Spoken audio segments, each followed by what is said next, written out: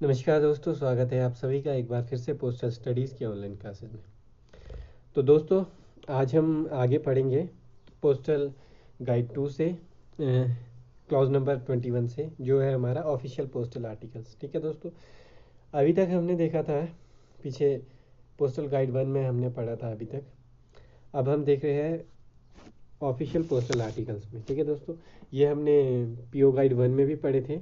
Official postal articles क्या होते हैं, जो कि सरकारी या फिर सरकारी कह सकते हैं, है ना, सरकारी या आधिकारिक विदेशी पोस्टल आर्टिकल्स। ठीक है, ये कैसे ट्रीट किए जाते हैं, सेम एज प्राइवेट प्राइवेट की तरह ही इन्हें भी ट्रीट किया जाता है।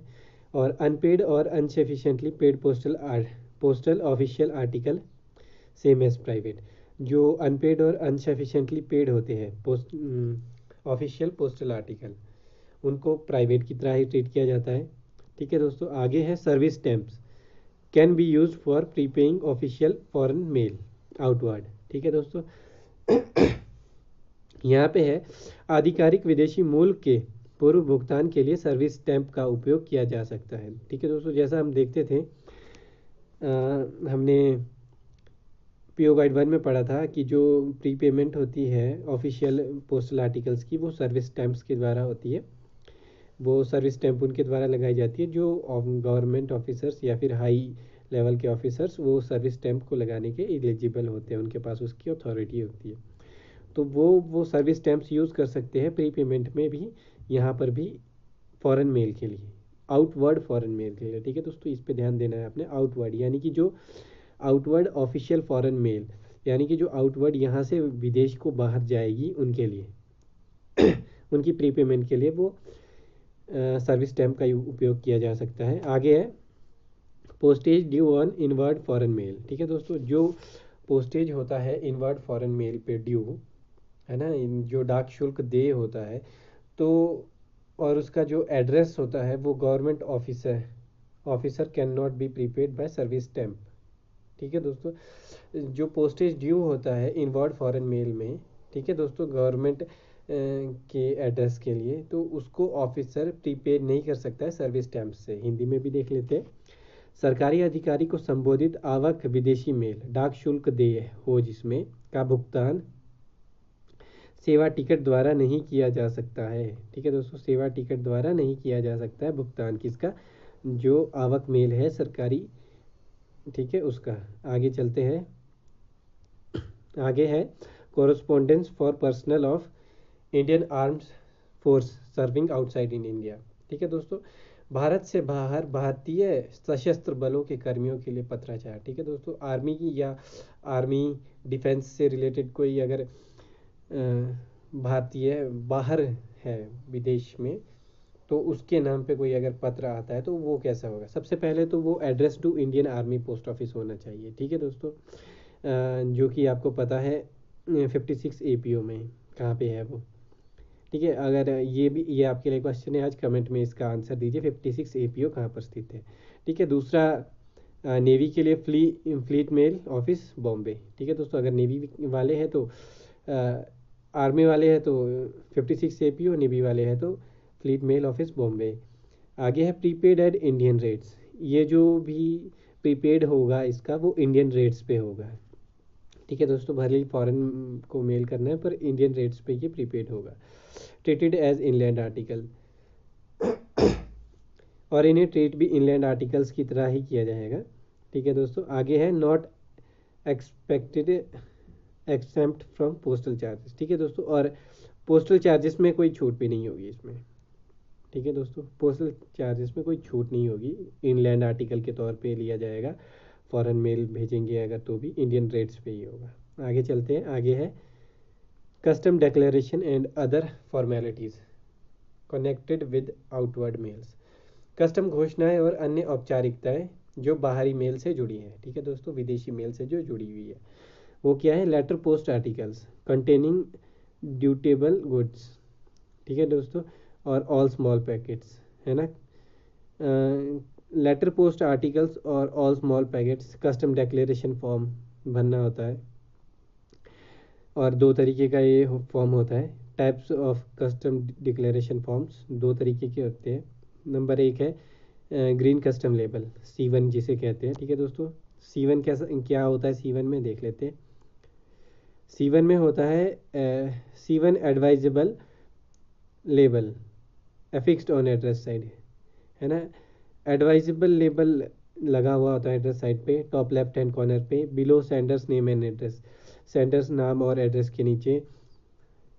फॉर आर्टिकल लेस देन 3400 है। ठीक है दोस्तों, 3400 रुपीज़, 3400 रुपीज़ 3400 से कम के, 3400 से कम के आर्टिकल्स के लिए होता है C1।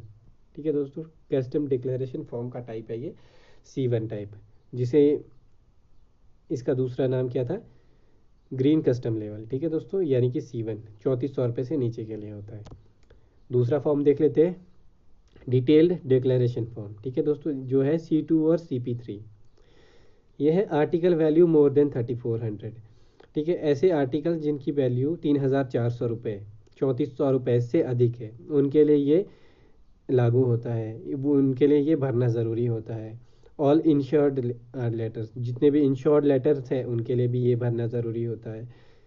On other case if sender desire. ठीक है दोस्तों, अगर सेंडर डिज़ायर, सेंडर की मर्ज़ी है, सेंडर चाहता है कि वो ग्रीन वाला ना भरे, C1 ना भरे, C2 भरे, CP3 भरे, वो भर सकते हैं। ठीक है दोस्तों, recommended for less than 3400 also. ठीक है दोस्तों, ये 3400 से नीचे की कोई आइटम्स भेज रहे हो आप, 3400 से नीचे की आर्टिकल, तो भी रेकमेंडेड है कि आप C2 CP3 भरे, यानी कि डिटेल डिक्लेरेशन फॉर्म भरे, क्योंकि ये डिटेल में डिक्लेरेशन है, इसमें आप डिटेल डिक्लेरेशन देंगे तो ज़्यादा उसमें कोई फिर बाद में रुकावट नहीं होगी। ठीक है दोस्तों, आगे चलते हैं। इन केस ऑफ वैल्यूबल आर्टिकल्स। ठीक है दोस्तों, अगर आपके वैल्यूबल आर्टिकल्स है, ज्वेलरी है, गोल्ड है, करेंसी नोट्स है, फॉर विच इंश्योरेंस कंपलसरी, जिनके लिए इंश्योरेंस की जिनके लिए है बीमा बहुत ज़रूरी है। ठीक है दोस्तों, तो भी आपने वो डालना है, क्या बोलते हैं, C2 CP3। If sender desire, अगर सेंडर चाहता है डिटेल डिक्लेरेशन फॉर्म। ठीक है दोस्तों, अगर सेंडर चाहता है कि डिटेल डिक्लेरेशन फॉर्म ही वो भरे, यानी कि C2, जिसका फॉर्म का नाम है C2 और CP3 फॉर्म, वो ही भरे, तो इनक्लोज्ड इनसाइड आर्टिकल। ठीक है दोस्तों, जो आपको आर्टिकल है उसे बंद करना होगा अंदर, प्लस आउटसाइड आर्टिकल।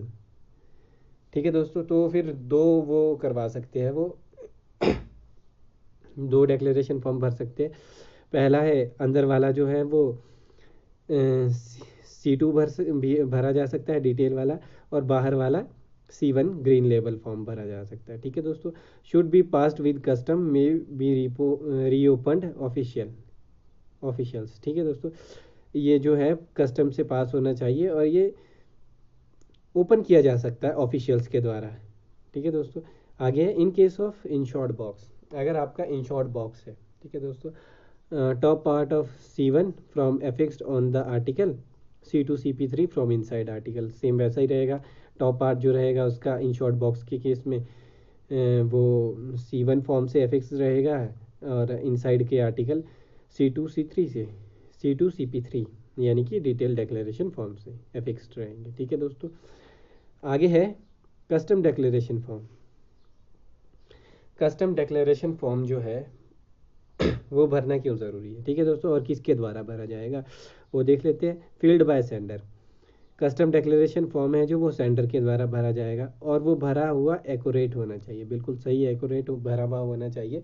क्योंकि अगर आपने कस्टम डिक्लेरेशन फॉर्म है जो वो कम अमाउंट का भरा है, और आपके उसमें जब वो वहाँ पे ऑफिशियल्स के द्वारा ओपन किया जाता है, जैसा कि ऊपर हमने पढ़ा भी, may be opened by officials, तो अगर वो ज़्यादा की निकलती है तो उस पर आपके ऊपर केस हो सकता है ना, तो चार्जेस पेनल्टी लग सकती है, तो इसलिए वो जो है फॉर्म एक्यूरेटली भरा होना चाहिए। आगे देख लेते हैं, आगे हमारा सेक्शन 3 आ चुका है, सेक्शन 3 पोस्ट ऑफिस गाइड 2 का।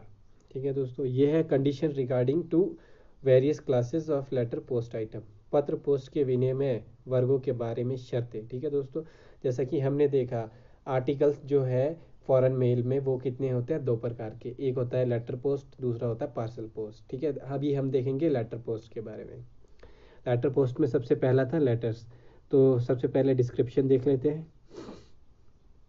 No special registration except section 10 general prohibition. ठीक है दोस्तों, कोई भी स्पेशल पंजीकरण करवाने की ज़रूरत नहीं होती है इसमें, एक्सेप्ट जनरल प्रोहिबिशन। अगर जनरल प्रोहिबिशन यानी कि कोई कोई प्रतिबंधित चीज़ें भेजनी है, अगर जो वैसे प्रतिबंधित है फिर भी अगर भेज रहे हैं तो उसमें स्पेशल रजिस्ट्रेशन की ज़रूरत होगी, जो कि हम आगे सेक्शन 10 में पढ़ेंगे इसी के। ठीक है दोस्तों, वो भी हम पढ़ेंगे, आप टेंशन मत लो।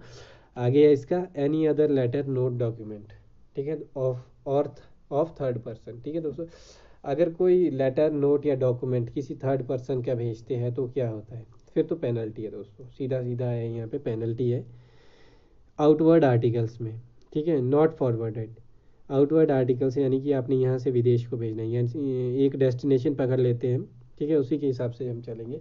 जैसे कि हमने यहाँ से ऑस्ट्रेलिया भेजना है, ठीक है, और वो किसी थर्ड पर्सन का भेज रहे हैं हम, तो वो फॉरवर्ड ही नहीं किया जाएगा, ये उसमें पहली पेनल्टी है। दूसरी पेनल्टी क्या है, आरटीएस हो जाएगा, यानी कि रिटर्न टू सेंडर हो जाएगा।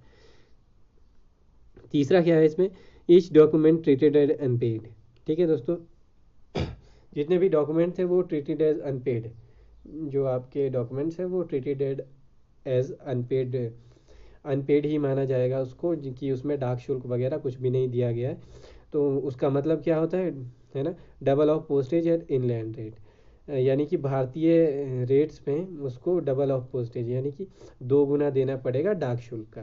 क्यों देना पड़ेगा 2 गुना भारतीय रेट्स पे, क्योंकि वो भेजा ही नहीं गया है आगे। अगर वो भेजा गया होता फिर वापस आता तो शायद वो फॉरेन रेट्स पे डबल लगना था।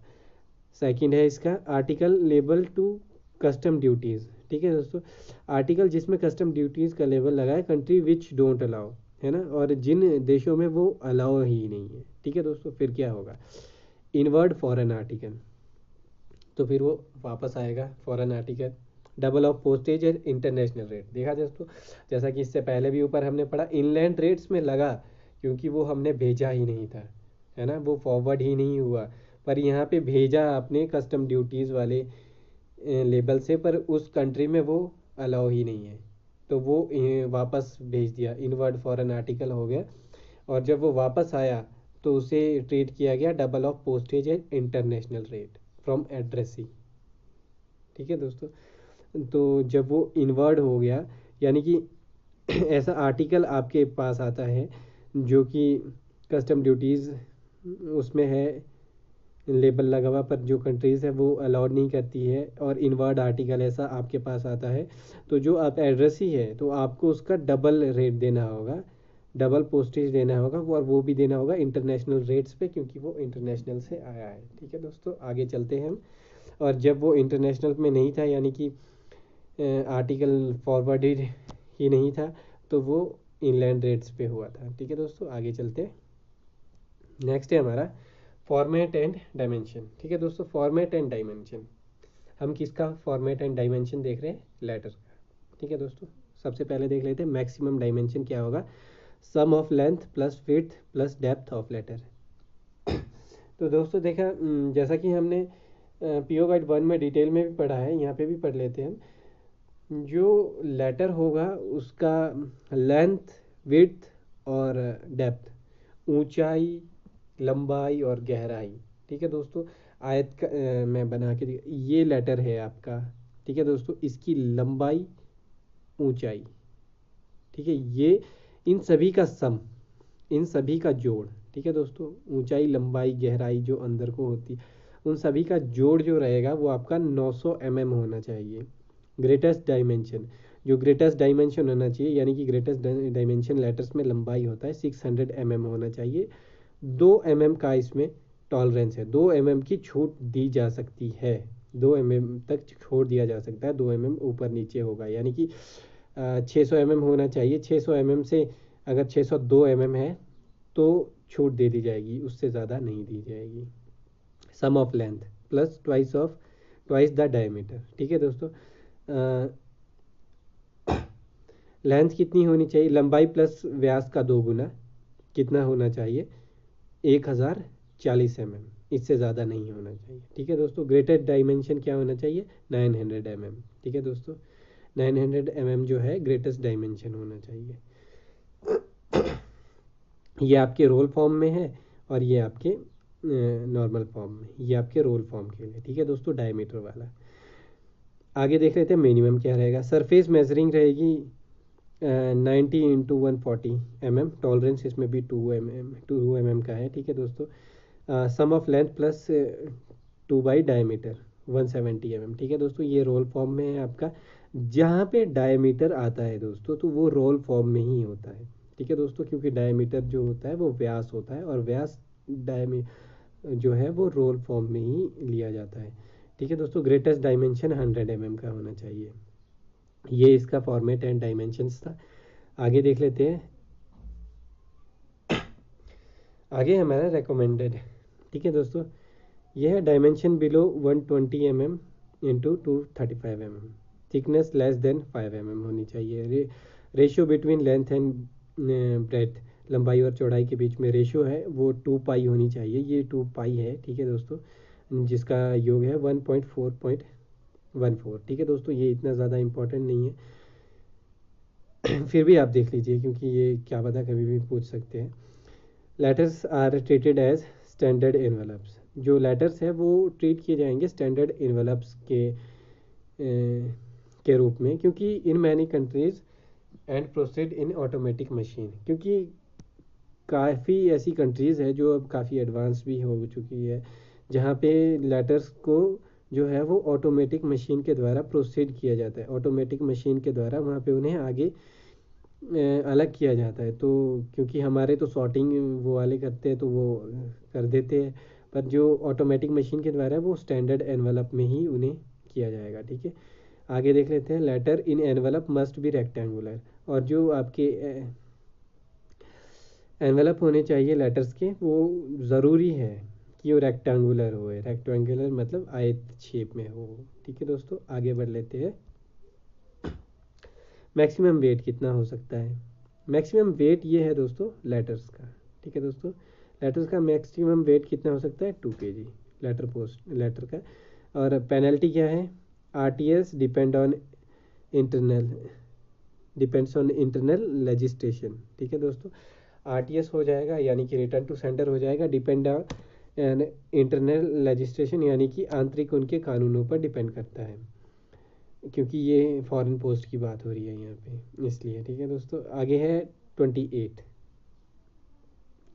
28 हमारा postage unpaid and insufficiently paid. Postage unpaid है अगर, ठीक है, जो डाक शुल्क है वो पे नहीं किया गया है या फिर कुछ कम पे किया गया है, तो क्या किया जाएगा। सबसे पहला है इसमें टैक्स विद डेफिशिएंसी इनटू गुना। ठीक है, rate of foreign letter in the first weight step of destination country, rate of foreign letter in the first weight step in India. इन दोनों में से ही एक वो निकलेगी रकम। ठीक है, टैक्स डेफिशिएंसी गुणा वो रकम प्लस हैंडलिंग चार्ज जो कि है 2.5 रुपये मैक्सिमम।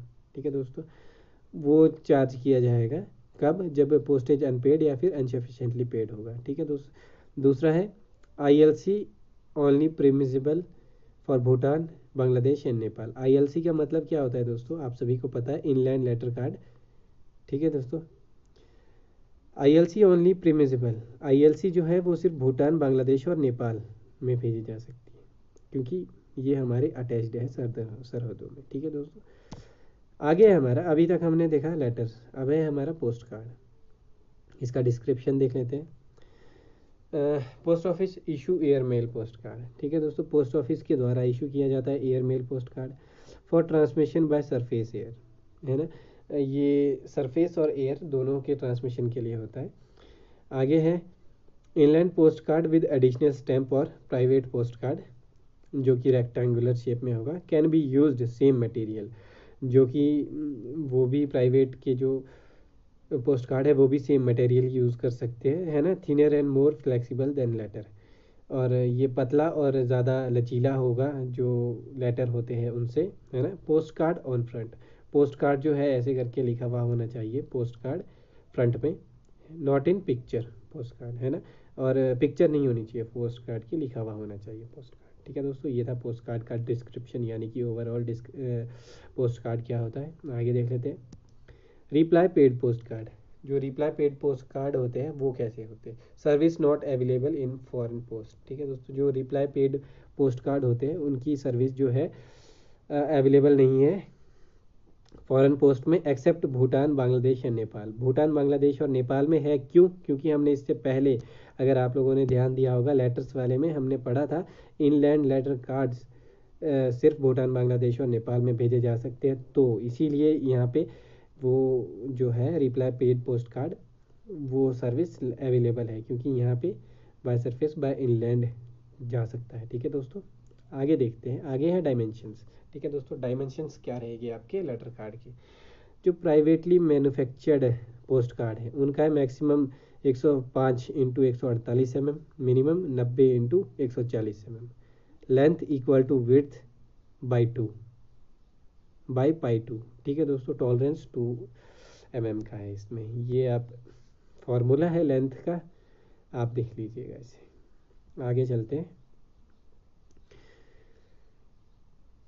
Other conditions. बाकी जो इसके अलावा क्या क्या कंडीशंस हैं वो भी देख लेते हैं। कंडीशंस है, पहला, post card can not fold, cut, alter, send, enclosed. ठीक है दोस्तों, ये सेम है, आपको इन पीओ गाइड 1 में भी सेम था। ये देख लेते हैं। Right hand front half, address of recipient, postage stamp. ठीक है दोस्तों, रिसिपेंट का एड्रेस और पोस्टेज स्टैम्प होनी चाहिए राइट हैंड फ्रंट हाफ में। और फ्रैंक ऑफिशियल इंडिकेशन, आधिकारिक संकेत होना चाहिए, रजिस्टर्ड है लिखा हुआ, यानी कि एडवाइस ऑफ डिलीवरी वो सभी होनी चाहिए। लेफ्ट हैंड और हाफ प्लस बैक में क्या लिखा होना चाहिए, कम्युनिकेशन, क्या कम्युनिकेशन है उसमें पोस्ट कार्ड में वो लिखा हुआ होना चाहिए। क्या क्या अलाउड नहीं है, अटैच सैंपल, कोई सैंपल अटैच करते हो आप तो वो अलाउड नहीं है। Decorate with clothes embroidery. ठीक है दोस्तों, कपड़े की कढ़ाई की हुई है आपने उसमें, वो अलाउड नहीं है। रेक्टेंगुलर नहीं है आपका, वो भी अलाउड नहीं है। Prepaid at letter rate. ठीक है दोस्तों, ये भी अलाउड नहीं है। अलाउड क्या है, illustration, stamps, label, address slip, other than substance, ये सभी चीज़ें अलाउड है। और do not alter the nature, जो लेटर कार्ड पोस्ट कार्ड का जो नेचर है उसे अल्टर नहीं करना है। Completely adder. ठीक है दोस्तों, और बैक और लेफ्ट हैंड ऑफ, है ना। Front address slip, address label, बस स्टैम्प इसी के लिए। ठीक है दोस्तों, तो ये अदर कंडीशंस थी लेटर कार्ड पोस्ट कार्ड्स की। पेनल्टी देख लेते हैं। पेनल्टी है not complying with conditions treated as letter. अगर आपने कंडीशंस पूरी नहीं की है तो लेटर के तौर पे उसे लिया जाएगा। Penalty only for stamps affixed on back, सिर्फ स्टैम्प्स के लिए पेनल्टी, जो कि स्टैम्प्स बैक पे लगी होगी अगर, क्योंकि हमने देखा जो स्टैम्प्स है आपकी वो फ्रंट पे लगी होनी चाहिए, है ना। तो ये अनपेड के तौर पे लिया जाएगा। और डिलीवरी पे डबल ऑफ इंटरनेशनल चार्जेस के द्वारा पोस्टेज में पे करना होगा। आगे है पोस्टेज अनपेड एंड अनसफिशिएंटली। अगर पोस्टेज लेटर पोस्ट कार्ड का भी अनपेड या अनसफिशिएंटली पेड है तो same clause number 28। Clause number 28 कौन सा था लेटर कार्ड इसमें, पीओ गाइड 2 में, अगर आपने ध्यान दिया होगा तो वो है हमारा postage unpaid and insufficiently paid वाला लेटर्स का, तो सेम इसे भी चार्ज किया जाएगा। ठीक है दोस्तों, बढ़ते हैं आगे। आगे हमारा प्रिंटेड पेपर्स। ठीक है दोस्तों, प्रिंटेड पेपर्स डिस्क्रिप्शन क्या है इसका, सबसे पहले देख लेते हैं। फॉरेन पोस्ट में प्रिंटेड पेपर क्या है। Printed paper is equal to book packets, foreign post, inland post. ठीक है दोस्तों, फॉरेन पोस्ट में प्रिंटेड पेपर है, इनलैंड पोस्ट में वो बुक पैकेट्स है। यानी कि प्रिंटेड पेपर क्या है यहाँ पे, बुक पैकेट्स, रजिस्टर्ड न्यूज़पेपर, ये प्रिंटेड पेपर है। 2 कैटेगरीज है, originally printed paper, registered newspaper. ठीक है दोस्तों, जैसा कि अभी आपको बताया था, दो कैटेगरी है इसमें। एक है ओरिजिनली प्रिंटेड पेपर, यानी कि जो प्रिंटेड ही है पेपर, एक है दूसरा रजिस्टर्ड न्यूज़पेपर। ठीक है दोस्तों, तो देख लेते हैं आगे। रिप्रोडक्शन ऑफ पेपर कार्डबोर्ड, कागज़ के गत्ते पर प्रतिलिपि। Indicate identical copy of printed material, मुद्रित सामग्री की समान प्रतियाँ। बायोमैकेनिकल और फोटोग्राफिक प्रोस। ठीक है दोस्तों, या फिर मैकेनिकल में हो वो, या फिर फोटोग्राफ के तौर पे हो। Can be sent at printed paper, यहाँ पे वो प्रिंटेड पेपर के तौर पे भेजी जा सकती है। ठीक है दोस्तों, तो ये था हमारा प्रिंटेड पेपर का डिस्क्रिप्शन। तो बढ़ते हैं आगे हम, अभी ख़त्म नहीं हुआ है वैसे डिस्क्रिप्शन, आगे है following are admitted at printed paper rates. ठीक है दोस्तों, इन सभी को जो है प्रिंटेड पेपर रेट्स के अंतर्गत भेजा जा सकता है। किस किस को? Letter and post card exchange between students, है ना, सेंड थ्रू प्रिंसिपल्स, इन्हें भी भेजा जा सकता है। लेटर और पोस्ट कार्ड जो कि स्टूडेंट्स के बीच में एक्सचेंज किए जाते हैं, प्रिंसिपल के द्वारा जो भेजा जाएगी उन्हें। Correspondence course sent by school to students, स्कूलों द्वारा छात्रों को भेजे जाने वाले पत्राचार पाठ्यक्रम। ठीक है दोस्तों, उन्हें भी। मैन्यूस्क्रिप्ट ऑफ वर्क और फॉर न्यूज़पेपर, कार्य या अखबार की पांडुलिपि, उन्हें भी भेजा जा सकता है प्रिंटेड पेपर के रेट्स पे। म्यूज़िक नोट्स, फ़ोटो कॉपीज़ और कंप्यूटर प्रिंटेड, इन सभी को भेजा जा सकता है। आगे देखते हैं प्रिंटेड मैटर और printed matter at reduced rate. ठीक है दोस्तों, प्रिंटिंग करने का जो करने का जो तरीका है वो कैसा होना चाहिए? रिड्यूस्ड रेट पे भी। बोल्ड लेटर में होना चाहिए। On address on top left hand corner पे लिखा हुआ होना चाहिए प्रिंटेड मैटर। ठीक है दोस्तों, बोल्ड लेटर्स पे होना चाहिए, है ना। और printed matter at reduced rate, दोनों में से कुछ भी लिखा होना चाहिए। किसमें? बोल्ड लेटर्स में लिखा होना चाहिए, on address side on top left hand corner पे। आगे है following can not be transmitted at printed paper rate. इससे पहले हमने देखा कि क्या क्या हम भेज सकते हैं प्रिंटेड पेपर के रेट्स में, अब क्या क्या नहीं भेज सकते हैं प्रिंटेड पेपर के रेट्स में। Paper obtained by typewriter, typewriter में से लिखे हुए paper. Copies obtained by tracing, है ना, ट्रेसिंग अनुरेक्षण के लिए जो कॉपीज़ होती है वो। या फिर कॉपीज़ ऑब्टेन्ड बाय स्टैम्प्स, ऐसी कॉपीज़ जिनमें स्टैम्प्स ही नहीं हो। स्टेशनरी, ये नहीं भेज सकते आप प्रिंटेड पेपर के रेट्स पे। आगे है एक्सेप्शन, डायरीज और डेस्क कैलेंडर। डायरीज और डेस्क कैलेंडर के लिए एक्सेप्शन है, छूट है। Printed complimentary on the cover, है ना, डायरीज और डेस्क कैलेंडर भेज सकते हैं आप, उनमें कम्प्लीमेंट्री लिखा होना चाहिए प्रिंटेड, है ना। और name of firm printed on cover, firm का नाम कवर पे लिखा होना चाहिए। नंबर 5, फिल्म एंड साउंड और वीडियो रिकॉर्डिंग, फिल्म या फिर साउंड या फिर वीडियो रिकॉर्डिंग भेज सकते हैं, है ना। Punched paper tapes, automatic data processing card, है ना। Punched paper tapes, automatic data processing card, यानी कि एसडी कार्ड्स होते हैं जो, उन्हें भी भेजा जा सकता है। Printed paper should not contain any inscription, personal communication, postage stamp. ठीक है दोस्तों, प्रिंटेड पेपर जो है उनमें कोई पर्सनल कम्युनिकेशन नहीं होना चाहिए, पोस्टेज स्टैम्प नहीं होना चाहिए, या फिर इंस्क्रिप्शंस नहीं होने चाहिए कोई। अगर ये सब नहीं है तो वो भेज सकते हैं आप, ये एक्सेप्शंस है। यहाँ है several copies in single article, single article में काफ़ी सारी कॉपीज़ भी भेज सकते हैं। नोट है उसके लिए एक, क्या नोट है वो देख लेते हैं। Packet containing printed invitation for marriage, ऐसे पैकेट जिनमें इनविटेशन फॉर मैरिज है वो भी प्रिंटेड पेपर के तौर पे लिया जाएगा। प्रिंटेड नोटिस टू पे एरियर्स, अगर आपको कोई आपके भुगतान करने के लिए नोटिस है ना, नोटिस बाय एडिटर, है ना, और अदर्स है, तो वो लेटर के तौर पे लिया जाएगा। नोटिस है अगर आपको, except when presented at PO counter with attested 20 articles, है ना। या फिर उस समय को छोड़ के जब आप पीओ काउंटर पे अवेलेबल है विद 20 आर्टिकल्स। ठीक है दोस्तों, वो भी अटेस्टेड आर्टिकल्स। आगे चलते हैं।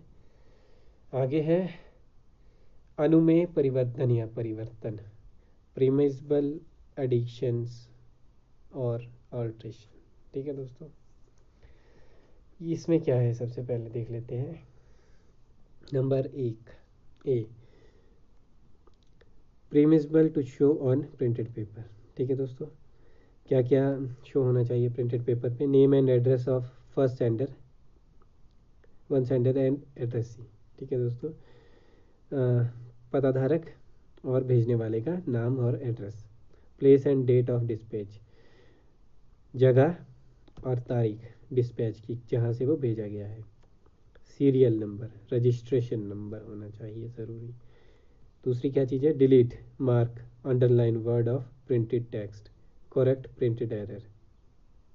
ठीक है दोस्तों, अगर कोई करेक्शन है प्रिंटेड एरर में तो वो हम पेज 24 में पढ़ेंगे। आगे है printed paper sent in form of cards. Printed papers जो कि कार्ड की फॉर्म में भेजे गए हैं, कार्ड के रूप में भेजे गए हैं। Printed paper of form of post card consistently size can be Saint unopened enclosed without paper wrapper envelope। ठीक है दोस्तों, ऐसे पोस्ट कार्ड के रूप में जो भेजे गए हैं प्रिंटेड पेपर्स और कंसिस्टेंसली भेजे जा रहे हैं, साइज के अकॉर्डिंग जो है वो भेजे जा सकते हैं अनओपन्ड। अनओपन्ड भेजे जाना चाहिए वो, इनक्लोज्ड विदाउट रैपर। ठीक है दोस्तों, और वो जो रैपर में पैक नहीं होना चाहिए। आगे है दूसरे नंबर पे right hand half of front. Right hand half of front side में क्या रहेगा? Address of addressee, pre payment हुई है कि नहीं, सर्विस इंस्ट्रक्शन, कोई लेबल वगैरह की कैसे इसे भेजना है। जो लेबल्स थे, 2 लेबल्स हमने देखे थे, C1 C2 CP3। ठीक है दोस्तों, वो आगे है मेकअप एंड पैकिंग। ठीक है दोस्तों, मेकअप से यहाँ पे मतलब है पैकिंग। प्रिंटेड पेपर, ठीक है दोस्तों, ये लिखा ज़रूर होना चाहिए on address side. Address side पे इजी एंड क्विक एग्जामिनेशन होना चाहिए। ठीक है दोस्तों, क्योंकि एग्जामिनेशन क्यों ज़रूरी है यहाँ पे? क्योंकि ये जो बात हो रही है, जो हम पढ़ रहे हैं, वो है फॉरेन पोस्टल आर्टिकल्स। ठीक है दोस्तों, यानी कि विदेशी डाक। तो जब विदेश में भेजा जाएगा तो वहाँ पे वो एक बार एग्ज़ामिन तो करेंगे कि इसमें कुछ अनौपचारिक चीज़, ऐसी कोई मतलब हानिकारक वस्तु तो नहीं है। तो एग्ज़ामिनेशन में जो है वो आपका जो प्रिंटेड पेपर वगैरह कुछ भी आप पैक करते हो तो वो इजी होना चाहिए एग्ज़ामिनेशन के लिए, है ना। और रूल्स के अकॉर्डिंग होना चाहिए, जनरल रूल्स होने चाहिए, रूल्स के अकॉर्डिंग होना चाहिए, फिर कोई दिक्कत नहीं है आपको। आगे है 38 नंबर पे registered newspaper. Same as inland post, जैसे कि इनलैंड पोस्ट में उन्हें ट्रीट किया जाता है बिल्कुल वैसे ही किया जाएगा। Postage rate different, postage rate different होंगे बिकॉज फॉरेन आर्टिकल्स भेजे जा रहे हैं। Separate licence for foreign post. और जैसे कि इनलैंड में भी आपको हमने पीओ गाइड 1 में पढ़ा था, रजिस्टर्ड न्यूज़पेपर के लिए जो है लाइसेंस लेना होता है, और यहाँ पे भी फॉरेन के लिए भी आपको लाइसेंस लेना पड़ेगा, पर ये सेपरेट होगा। इनलैंड का अलग लाइसेंस होगा और फॉरेन का अलग लाइसेंस होगा। ठीक है दोस्तों, चलते हैं आगे। आगे है registered newspaper under cash scheme. ठीक है दोस्तों, रजिस्टर्ड न्यूज़पेपर जो कि कैश स्कीम के अंडर होगी, रजिस्टर्ड नंबर लिखा होना चाहिए, लाइसेंस नंबर लिखा होना चाहिए, licence to post under cash payment system, है ना। लाइसेंस होना चाहिए cash under cash payment system वाला। ठीक है दोस्तों, पोस्टेज पेड एंड पोर्ट पे, ये लिखा होना चाहिए। पोस्टेज पे यानी कि ये पोर्ट पे मतलब कि जहाँ पे बंदरगाह पे कोई पेमेंट लगती है वो, है ना। इनक्लोज थिक बॉर्डर, और चौड़े बॉर्डर के अंदर क्लोज होना चाहिए। 20 mm बाई 15 mm का वो बॉर्डर्स होने चाहिए। डायमेंशन क्या होने चाहिए? सेम एज लेटर, क्लोज पंच, सेम एज लेटर होनी चाहिए डायमेंशन। क्लॉज नंबर 25 में पढ़ा हमने, क्लॉज नंबर 30 में डायमेंशन है पोस्ट कार्ड की, सेम होनी चाहिए वैसे। आगे चलते। मैक्सिमम वेट कितना हो सकता है? मैक्सिमम वेट जो फॉरेन में है वो 2 kg होना चाहिए रजिस्टर्ड न्यूज़पेपर का। और printed paper containing only books and pamphlets, printed paper ऐसे प्रिंटेड पेपर जिनमें सिर्फ बुक्स एंड पैम्पलेट्स है, ठीक है, वो 5 kg तक भेज सकते हैं। पेनल्टी क्या है? नॉट फॉलोइंग अबव कंडीशंस, अगर आपने ऊपर लिखित कोई भी कंडीशन नहीं फॉलो की है तो RTS हो जाएगा, ठीक है दोस्तों। Not prepaid plus double of deficiency, ठीक है दोस्तों, अगर आपने प्रीपेड नहीं है किया हुआ तो जो है डबल ऑफ डेफिशिएंसी पे करना होगा। सेंडर वांट्स टू रीपोस्ट, अगर सेंडर को वापस दोबारा भेजना है तो फ्रेश पोस्टेज लगेगा और फ्रेश रैपर यूज़ करना पड़ेगा और फ्रेश पोस्टेज यानी कि दोबारा से पे होगा। आगे है printed papers in form of card, जो प्रिंटेड पेपर कार्ड के फॉर्म में है उन्हें ट्रीटेड एज लेटर के द्वारा ट्रीट किया जाएगा। पोस्टेज एट बैक, अगर पोस्टेज स्टैम्प बैक पे है तो ट्रीटेड एज अनपेड के रूप में उन्हें ट्रीट किया जाएगा और RTS किया जाएगा, ये हमने पहले भी पढ़ा था। Postage unpaid and insufficiently paid, postage अगर पूरा पे नहीं किया है या फिर आधा अधूरा पे किया गया है तो क्या होगा? If printed papers intent for surface transmission, है ना, नॉट फॉरवर्ड, अगर प्रिंटेड पेपर वाले चाहते हैं कि वो सरफेस ट्रांसमिशन यानी कि ज़मीनी मार्ग के द्वारा फॉरवर्ड किया जाए, फॉरवर्ड नहीं किया जाएगा, RTS किया जाएगा। रिकवरी एज इनलैंड पोस्ट, जो रिकवरी है वो इनलैंड पोस्ट के माध्यम से ली जाएगी, ठीक है दोस्तों। ये थी पेनल्टीज़। एयर ट्रांसमिशन में क्या है? Text with postage due, tax लगेगा आपको, है ना, आपको चार्ज किया जाएगा, साथ में पोस्टेज ड्यू के तौर पे भी चार्ज किया जाएगा। Return for making up deficiency, है ना, रिटर्न किया जाएगा डेफिशिएंसी बनाए रखने के तौर पे। 43 पे बल्क बैग सिस्टम, ठीक है दोस्तों। बल्क बैग सिस्टम क्या होता है? बल्क यानी कि बहुत सारा, क्या पढ़ लेते हैं इसको। Dispatch receipt of special bags of printed paper features, dispatch या receipt of special bag of printed paper features, ठीक है दोस्तों। क्या क्या? इजी इंस्पेक्शन होता है इसमें बल्क बैग सिस्टम में। मिनिमम 5 kg मैक्सिमम 30 kg तक होता है। ये क्वेश्चन आ सकता है दोस्तों यहाँ से। बल्क बैग सिस्टम में जो वेट है वो कहाँ कितना हो सकता है? Minimum to max, minimum 5 kg bulk bag के लिए, ठीक है दोस्तों। क्योंकि 5 kg है, 5 kg से कम है अगर, फिर तो वो बुक पैकेट्स में ही चला जाएगा, है ना। अगर 5 kg से ज़्यादा है तो ये बल्क बैग सिस्टम के तौर पे जा सकते हैं। एड्रेस्ड विद रेक्टेंगुलर लेबल, जो है एड्रेस है वो रेक्टेंगुलर लेबल के अंतर्गत होना चाहिए, और वो रेक्टेंगुलर लेबल भी 90 mm इंटू 140 mm। उसमें क्या क्या होना चाहिए? नेम, एड्रेस, वेट होना चाहिए, कंटेंट का कितना वेट है इसमें, है ना। रजिस्टर्ड है कि अनरजिस्टर्ड है ये लिखा हुआ होना चाहिए, है ना। Can not be sent page 25, और जो पेज 25 पे है हमने पढ़ा वो नहीं भेज सकते आप इसमें, ठीक है दोस्तों, जो हम इसमें पढ़ेंगे अभी। बाकी एप्लीकेशन टू HOC, ठीक है दोस्तों, किसके लिए? बल्क बैग सिस्टम के लिए एप्लीकेशन देनी होती है आपको हेड ऑफ द सर्कल पे थ्रू द पोस्ट ऑफिस के माध्यम से। एवरेज अमाउंट ऑफ पर पोस्टिंग फ्रीक्वेंसी, जो पर पोस्टिंग फ्रीक्वेंसी मतलब कि जब जब आप भेजते हैं तो उसका एवरेज अमाउंट क्या होता है वो भी आपको एप्लीकेशन में मेंशन करना होता है। Head of the circle decide करेंगे ये भेजा जाएगा कि नहीं। अगर वो कहते हैं कि भेजा जाएगा तो आपको सिक्योरिटी डिपॉजिट देना होगा, और कितना देना होगा? Sender of bulk bag deposit amount cash POSB deposit, ठीक है दोस्तों। कैश में भी आप डिपॉजिट कर सकते हैं, पोस्ट ऑफिस सेविंग बैंक में भी डिपॉजिट कर सकते हैं।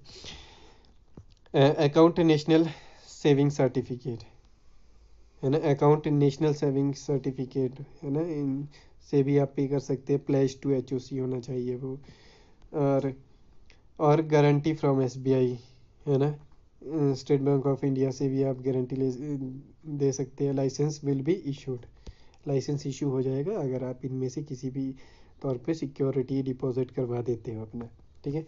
Sender hand over bag to PO with invoice. ठीक है दोस्तों, सेंडर जो है वो बैग्स को हैंड ओवर कर देंगे आफ्टर जो भी उनका कार्यक्रम समाप्त होता है उसके बाद पोस्ट ऑफिस को विद इनवॉइस, यानी कि बिल के साथ। खाली नहीं देंगे, बिल के साथ देंगे। आगे है on bags of invoice bill will be sent on 10th of each month. ठीक है दोस्तों, जो बैग्स है इनवॉइस बिल के वो हर महीने की 10 तारीख को भेजे जाएंगे। ठीक है दोस्तों, कब ये भी क्वेश्चन आ सकता है, कब भेजे जाएंगे? हर महीने की 10 तारीख को। 7 days टू सेटल, और 7 दिन का समय दिया जाएगा सेटल करने के लिए, यानी कि 10 तारीख को भेजे जाएंगे तो 17 से पहले आपको सेटल करने होंगे जो भी इनवॉइस है। Licence cancel. ठीक है दोस्तों, licence cancel and amount recovered.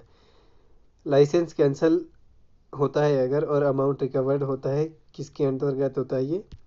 Under Indian post office act 1898 के अंदर। ठीक है, और एक बार लाइसेंस रिन्यू हो गया, क्योंकि लाइसेंस दिया एचओसी ने था, तो रिन्यू भी वही करवा सकते हैं, वही कर सकते हैं। कोई भी डिस्प्यूट होता है, कोई भी वाद विवाद है, कोई भी विवाद चलता है इस पे, तो जो फाइनल डिसीजन है वो डीजी का है, हमारे डेप्यूटी जनरल का और पोस्ट का। Total amount of charges collected on a bulk bag. जो भी टोटल अमाउंट है चार्जेस का जो उस इकट्ठा किए गए उस बल्क बैग के रूप में, तो वो लेवल पे आपको बल्क बैग के बाहर शो करना होगा कितने चार्जेस इकट्ठा किए गए। बैग्स कंटेन, बैग में क्या क्या रहेगा? Custom items. ठीक है दोस्तों, कस्टम आइटम्स रहेगी, ग्रीन लेबल है ना, C1 टैग रहेगा, on rectangular label, on neck of bag, rectangular label पे और बैग की गर्दन पे क्या रहेगा? ये डिक्लेरेशन फॉर्म। आगे चलते हैं। Bulk bag, bulk bag received from foreign to India. Bulk bag अभी तक था भेज रहे थे हम, अभी जब रिसीव करेंगे तो पोस्ट मास्टर सेंड इंटीमेशन इन प्रिस्क्राइब्ड फॉर्म। पोस्ट मास्टर जो है एक इंटीमेशन भेजेंगे प्रिस्क्राइब्ड फॉर्म में। ठीक है दोस्तों, एड्रेस ही जो है वो प्रोसीड करेंगे उसको, है ना, इंटीमेशन को, और रिसिप्ट देंगे। Return empty bag with in 3 days, और जो वो बल्क बैग है, जो बैग होता है उसको खाली करके रिटर्न एम्प्टी बैग को 3 दिन के अंदर वापस करेंगे। कंपनसेशन, कंपनसेशन क्या मिलेगा बल्क बैग के उसमें दोस्तों? यहाँ पे अगर आपका लॉस्ट, इफ़ लॉस्ट, ठीक है दोस्तों, अगर गुम होता है तो मैक्सिमम जो कंपनसेशन है 1130 रुपीज़ का होगा। ठीक है दोस्तों, ये आपको ध्यान रखना है, यहाँ से क्वेश्चन आ सकता है आपको। ये बल्क बैग के रूप में कंपनसेशन कितना है? मैक्सिमम है ये 1130। ज़रूरी नहीं है कि 1130 ही मिलेगा सबको, पर जो मैक्सिमम कंपनसेशन है वो 1130 है। ठीक है दोस्तों, बाकी आज के लिए इतना ही, आज की क्लास में हम इतना ही पढ़ेंगे। बाकी अब यहाँ से आगे हम रेगुलर हमारी क्लासेस लगी रही है, तो इससे आगे का हम कल पढ़ेंगे। आशा करते हैं दोस्तों आज की क्लास आप सभी को पसंद आई। अगर पसंद आई है तो लाइक कर दीजिए। ठीक है दोस्तों, और आप सभी घर में सुरक्षित रहें और अपना और अपने फैमिली का ध्यान रखें। थैंक यू दोस्तों।